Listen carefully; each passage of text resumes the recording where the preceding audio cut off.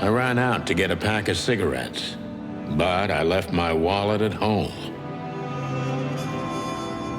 Yeah, that's me. I'm getting old. My name is Sonny. Sonny Featherland. An investigator for 20 years, and once the star of the predatory division of the Clawville Police Department, one half of the legendary Chicken Police. But buying a pack of smokes is more than I can handle right now. Maybe I should just lay low. Yeah, I'll do that. The most colorful place in the wilderness. For all the gods, what bullshit. The last clucking color left this city years ago.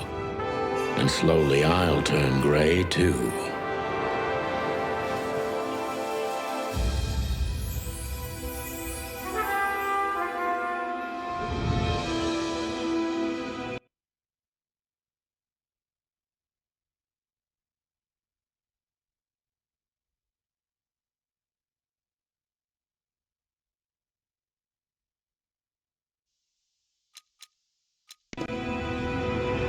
Still, what do I expect?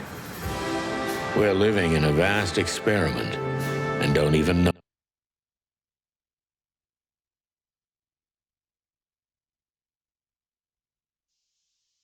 Notice that everything got clucked up a long time ago. We believe in this wonderland of peaceful coexistence. Wolves and sheep, chickens and hounds. Yeah, sure, why not? It's just ridiculous. The dog eats the chicken. It's in our nature. I'm not propping up the illusion anymore. 121 days, and it's over. Retirement.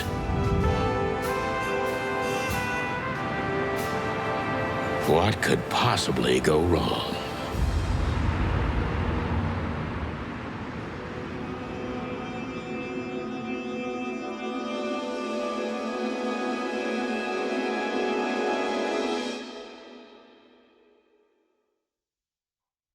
Ah, crap. My office lock is a piece of shit if a dame can pick it. She stood in the darkness. The light painted stripes on her body. It whispered secret little things that were never there in the first place. But she was no zebra. Reality was just a light switch away. Elizabeth or Charlotte?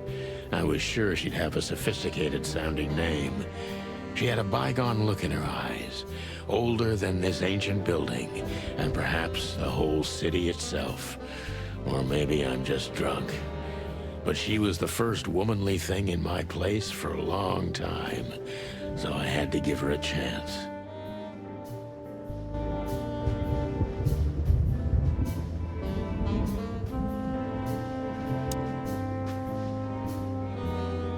Let me introduce myself.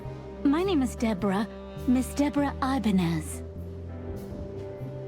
You're mistaken, ma'am.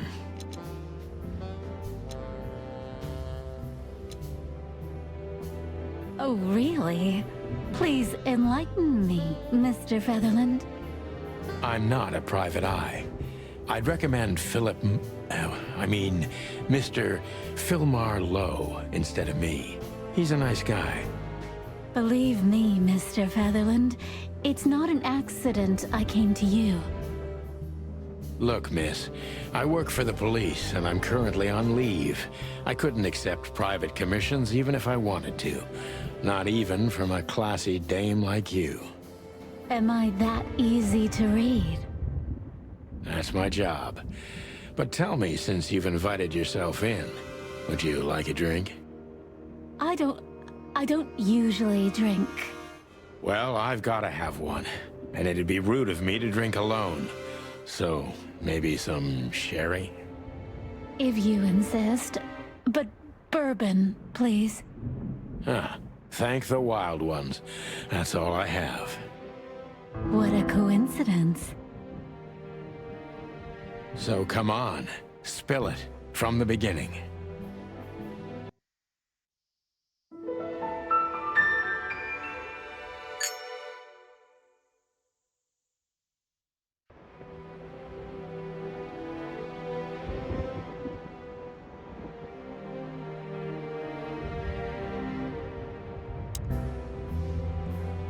She doesn't seem so dangerous that I need to grab my gun, but you never know. My last cigarette. You're lucky I don't have a light, pal. My wallet and my badge. The wallet is real. The badge ain't. Chief Bloodboil took mine, so I got this one out of a pack of cornflakes, just in case.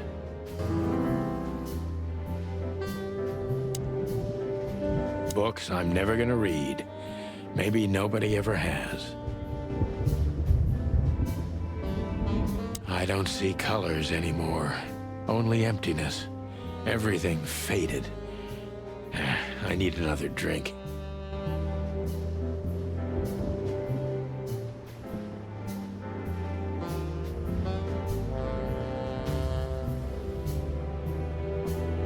I don't even know where the key is. Whatever's inside is gonna stay there forever. I wanted to travel the world when I was a kid, but I think I'm gonna end up dead in here whether I like it or not. I promised myself I'd write a novel one day. I don't even know what these papers are.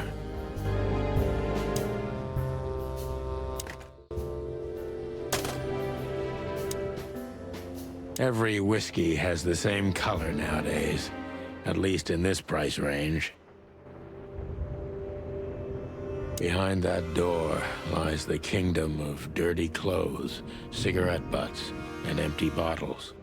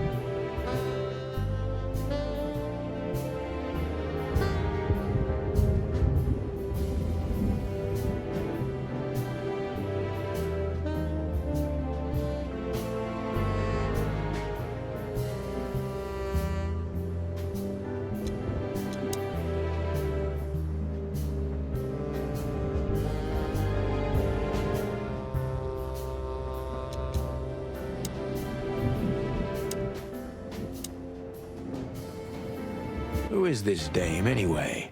And what the cluck is she doing in my apartment on New Year's Eve?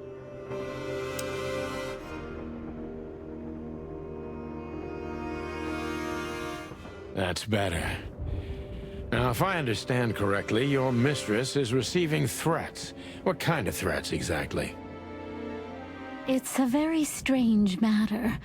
First, there were letters. Then it came printed on a wine bottle's label, sent as a gift. Then carved into a brick, thrown through the window. And finally, they painted it on the wall of the house in giant red letters. I think it's time to dig a little deeper. If you don't mind, I'd like to ask you some routine questions. Please, that's why I'm here.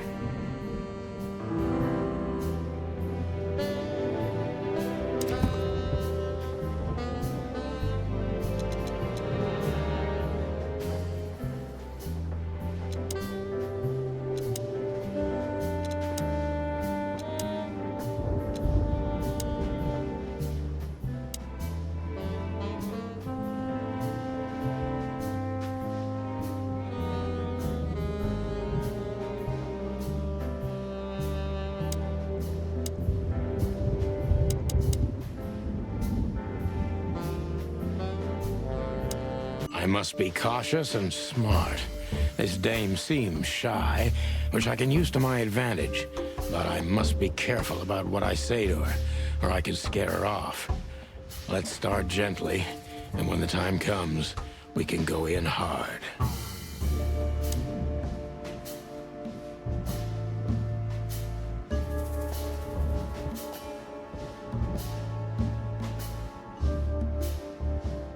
Who exactly are you, ma'am? I'm not somebody important, Mr. Featherland. You're important enough to deal with such a delicate matter, right?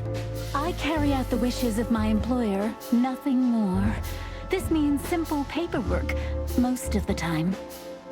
You've been thrown into deep water, sweetheart. Tell me, can you even swim? Believe me, this is just as unpleasant for me as it is for you, if not even more.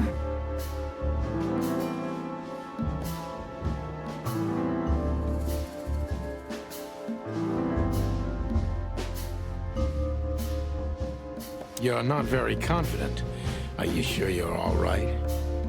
Yes, excuse me. I'm just a bit nervous. I've never done anything like this before. Breaking into the apartments of strangers isn't that big a deal. Some people do it as a hobby. Please don't make fun of me, Mr. Featherland. This is hard for me as it is. You're right. Sorry. Did you come alone? All by yourself? I took the subway, then the tram, and then I walked. It wasn't easy to find this place, and to be honest, I had to be discreet. Yeah, well, I think I'm starting to get the picture. This is quite unpleasant.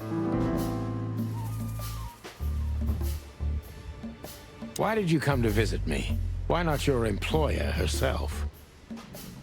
My employer is Miss Natasha Katsenko. She hasn't been leaving her home lately, only if she really has to. How so? Miss Natasha is afraid. She's scared because of those unwanted messages, and everyone knows who she is. So she's that kind of woman. I don't know what you mean. Of course you do, Deborah. Thank you, by the way. We're finally getting somewhere. We avoided the point long enough. Deborah's hiding.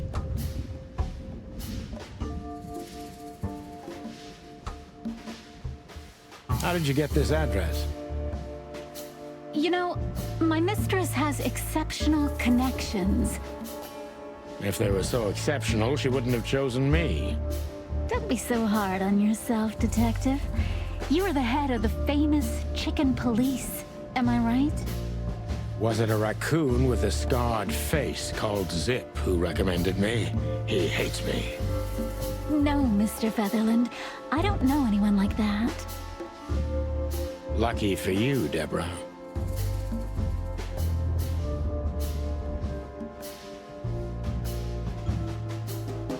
What exactly did you expect by coming here to meet me?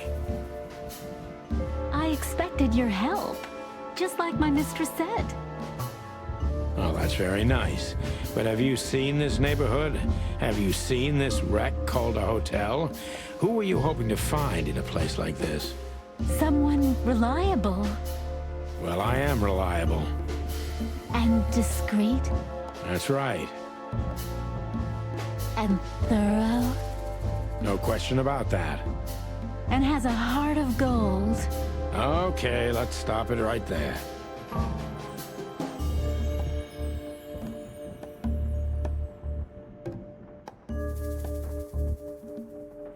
Are you in some sort of jam? Nothing of the sort. There are simply things better left unsaid. Then you're wasting my time.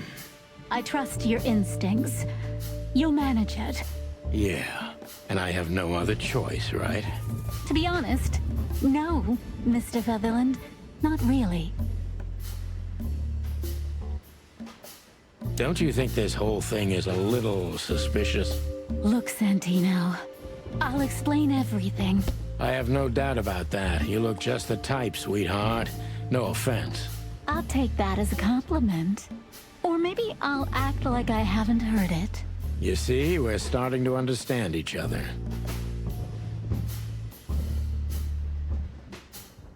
Tell me, Deborah, why should I believe you at all? Because my mistress trusts you. Should that be enough? If you really like what she thinks you are, then yes. Damn, what can I say to that? Look, I didn't mean to back you up against the wall. You have a way with words, sweetheart. Did you ever want to be a cop? No, not for the world. Heh, smart answer. Be honest and tell me what you're so afraid of.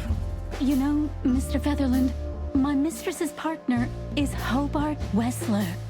Or as most people know him. Ibn Wessler, the Kingpin. Exactly. Feathery gods, help me. So you get it now. The secrecy. To put it mildly, I think I understand it all. Wessler. This little piece of the puzzle changes everything.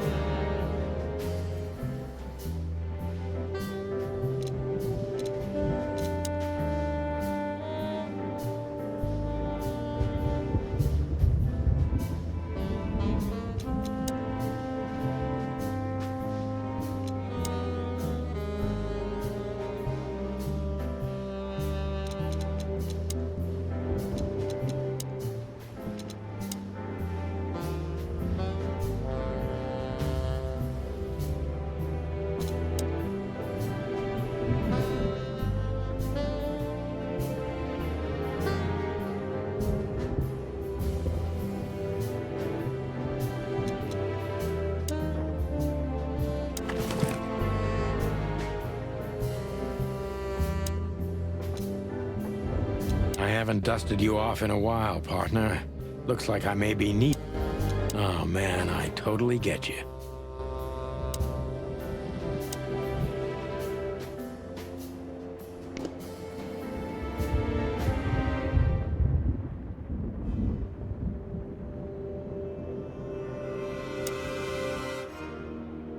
The Wild Gentlemen. Those guys rebuilt the city after the Great Fire of 867. My heroes when I was a little chick. I'm starting to think they should have left Clawville as it was, burned to the ground. We used to be star cops a few years ago. Tabloid press, radio interviews, and even a book series. I don't miss those days. Of course, Marty, my old partner, would disagree. He just loved the spotlight. This is one of the most beautiful memories from my old life, before Molly left me and took our daughter.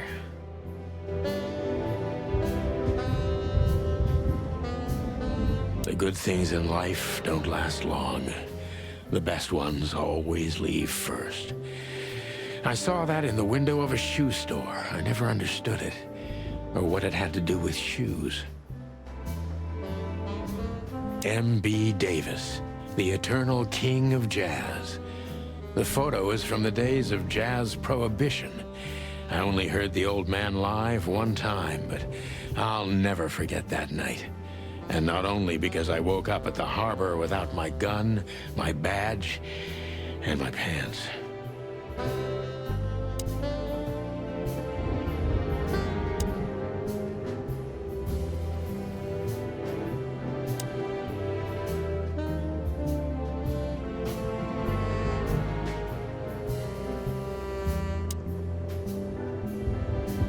Maybe in another life. Just a bunch of useless Maybe I'm just old. My wife took all the good ones. I need a secretary. Murky brown swill. I can't even remember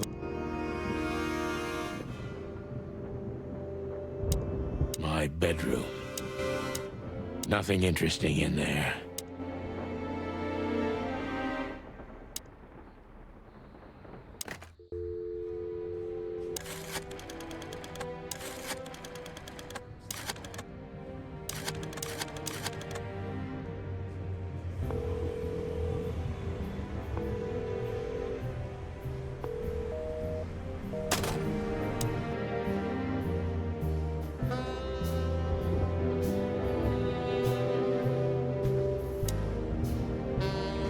Legs that go on for days. Why don't you take it to the police? Just go there and file a report. Photos, flashing lights, fingerprints, you know the drill. The evidence is very clear. Even a moderately talented detective could easily wrap this case up. Or just try the phone. 555-111. Please, take a look at this. Well, okay. Let's see.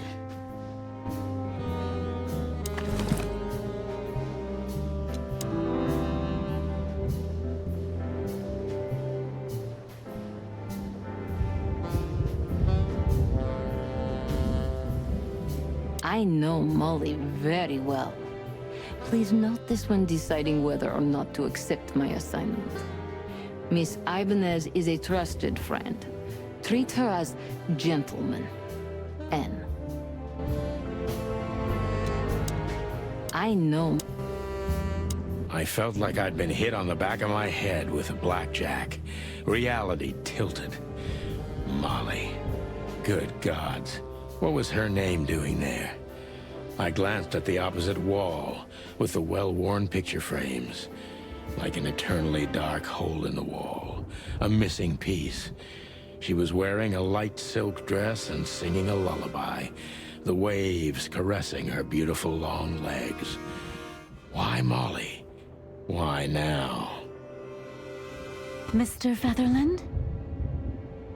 Santino, are you all right? What the hell is this supposed to mean? I don't know anything, Mr. Santino. My mistress told me to give this to you. She said you'd understand. Don't you? Oh, of course I understand, Miss Ibanez. I get it very well. But this case is becoming more and more confusing. It's starting to look like blackmail. Blackmail? Don't play innocent with me. But... All right. When can I visit? Visit? Me? Not you. Miss Katsenko. Oh, yes. You can find her at the Tsar Club. Didn't you tell me she's not the social kind? That she's especially unsociable? Or does she only like loud and crowded clubs? No, she's really not like that. But she owns the place. Judging by the flyer, it must be a very busy club, especially on New Year's Eve, right? I'm sure you'll have no trouble finding Miss Katsenko, but there's one small problem, Mr. Featherland. Let me guess. Mr. Wessler better not know about my visit. Exactly. How did you know? 20 years experience, ma'am. Oh, and please, call me Sonny. It was a pleasure to meet you, Sonny. I'll talk about the rest with Ms. Katsenko in person. A good friend of mine would be happy to take you home if you'd like. I'd appreciate that, Sonny.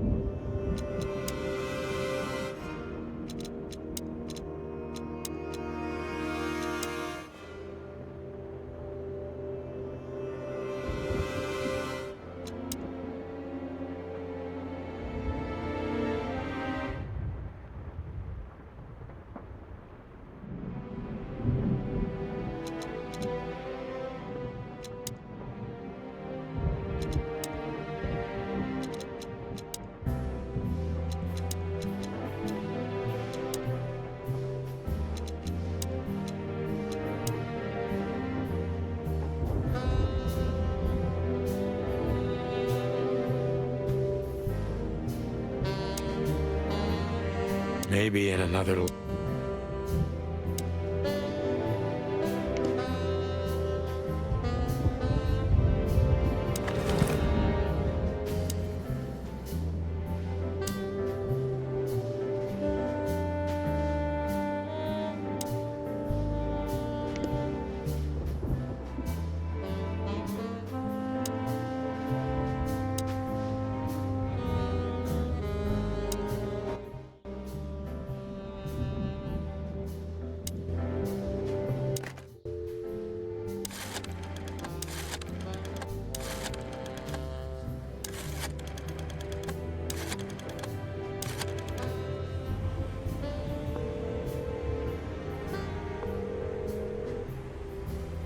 Hey, Lewis. Am I bothering you? No. Of course not, Sonny. Old friend, what's up? Could you come over? I've got a favor to ask if you're not busy. For you, anything. Just a minute. Lewis arrived a few minutes later. He lived in the rooms above, so it wasn't difficult getting here. Not to mention that he's a rabbit. It was a quick hop. The Atlas Hotel was his inheritance. It was once a well-renowned place, but not anymore. The last economic crisis ruined it. And now, besides me, he was the only resident of this enormous place.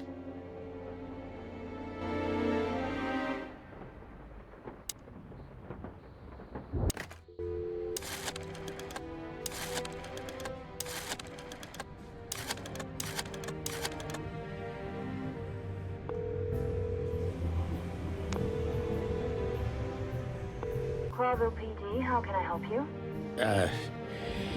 Nothing. Forget it.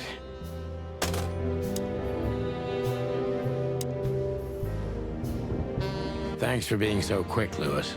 Can you drive Miss Ibanez home? I have some things to take care of. Of course, Sonny. You know, anything for you. Thank you for being so considerate, Sonny. I appreciate it. Don't mention it. Goodbye, then. So long, Deborah. Before I visit the club, I have to take a detour. I've got a feeling that this case isn't going to be a one-man job. And there's only one bird in this city I can trust. My ex-partner, Marty. He's going to be at the station. I can only hope he'll be willing to talk to me.